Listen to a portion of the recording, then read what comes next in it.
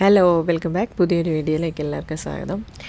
കുറച്ച് ദിവസം കൊണ്ട് നമ്മളിങ്ങനെ വല്ലാത്തൊരു ടെൻഷനിലായിരുന്നു ഇവളുടെ ഒരു ഡെലിവറിയുടെ അനുബന്ധിച്ചൊക്കെ എങ്ങനെയായിരിക്കും എന്ന്. കഴിഞ്ഞ പ്രാവശ്യമാണെങ്കിൽ ഒരു ലേറ്റ് നൈറ്റ് ഏതാണ്ട് 11-12 മണിയോട് അടുക്കാറായപ്പോഴാണ് ഇങ്ങനെയൊരു കുഞ്ഞിൻ്റെ വലിയൊരു കരച്ചിലും പിന്നൊരു ബഹളമൊക്കെ കേട്ട് നമ്മളപ്പം തന്നെ രാത്രിയൊക്കെ നമുക്ക് ഭയങ്കര ബുദ്ധിമുട്ടായിരുന്നു. എങ്ങനെ ഡീൽ ചെയ്യണമെന്നും അറിയത്തില്ലായിരുന്നു, ആദ്യത്തേതായിരുന്നു. അതുകൊണ്ട് അപ്പം ഞാനിങ്ങനെ വെറുതെ ഓർക്കുമായിരുന്നു, നമ്മൾ ഈ പ്രാവശ്യം ഒരു ദിവസം രാവിലെ വരുമ്പോൾ ഇവളിങ്ങനെ കുഞ്ഞുങ്ങളൊക്കെ ആയിട്ടിരിക്കുന്ന കാണുവാണെങ്കിൽ കഴിഞ്ഞ പ്രാവശ്യത്തെ പോലെ അങ്ങനെ ടെൻഷൻ അടിക്കണ്ടല്ലോ എന്ന് വിചാരിച്ചിട്ടുണ്ട്.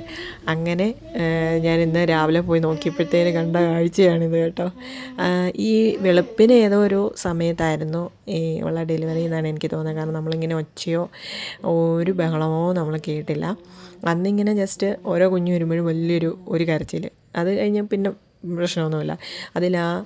കഴിഞ്ഞ പ്രാവശ്യം ഒരു കുഞ്ഞ് മാത്രമേ ഉണ്ടായുള്ളായിരുന്നു, ജീവനോടെ കിട്ടിയുള്ളൂ. ബാക്കി 3 മരണപ്പെട്ടു പോയായിരുന്നു.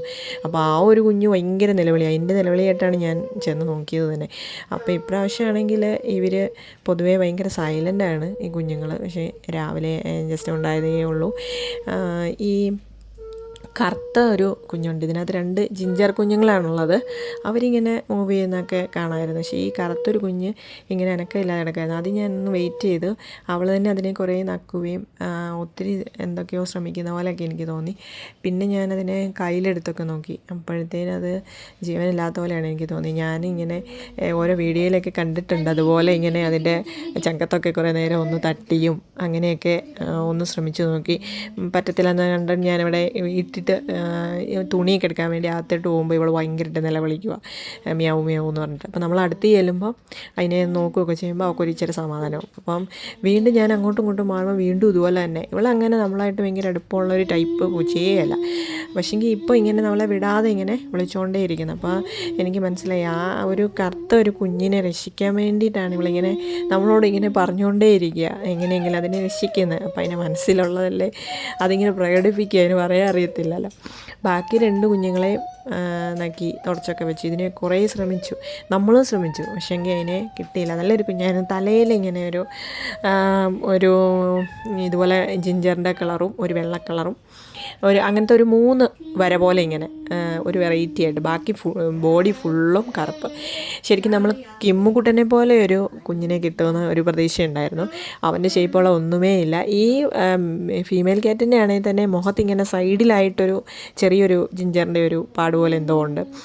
പിന്നെ അവളുടെ ബോഡിയിലും ഒരു ചെറിയൊരു പാട്, അത്രയും മാത്രമേ ഉള്ളൂ. അതിനാണ് ഈ ഫുള്ള് ജിഞ്ചറായിട്ട് ഉണ്ടായത്. കണ്ടോ, ദേഹം മൊത്തം ഓറഞ്ച് കളറ്. ഇതിങ്ങനെ രണ്ടും കൂടി ഇങ്ങനെ കെട്ടി പണർന്ന് ഇങ്ങനെ എപ്പോഴും ഇങ്ങനെ കിടക്കുന്നതാണ് കേട്ടോ. പൊതുവേ ഇങ്ങനെയാണെന്നാണല്ലോ പറയുന്നത്, കുഞ്ഞ് പൂച്ചകളെപ്പോഴും ഇങ്ങനെ 2 പേരും അങ്ങോട്ടും ഇങ്ങോട്ടും കെട്ടിപ്പിടിച്ച പോലെ കിടക്കും. ഒന്നിൻ്റെ തലയുടെ മേളിലാണ് ഒന്നിൻ്റെ തല.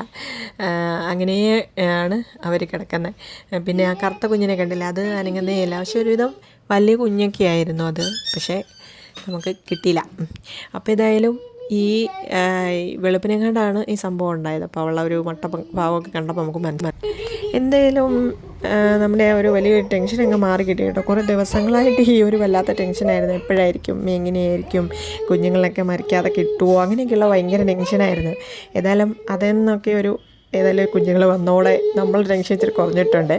ഇനിയിപ്പോൾ ഇവർ വളരുന്ന അനുസരിച്ച് ഇവരുടെ വീഡിയോസൊക്കെ ഞാൻ ഇടാം കേട്ടോ. Okay, thanks for watching. Take care, by.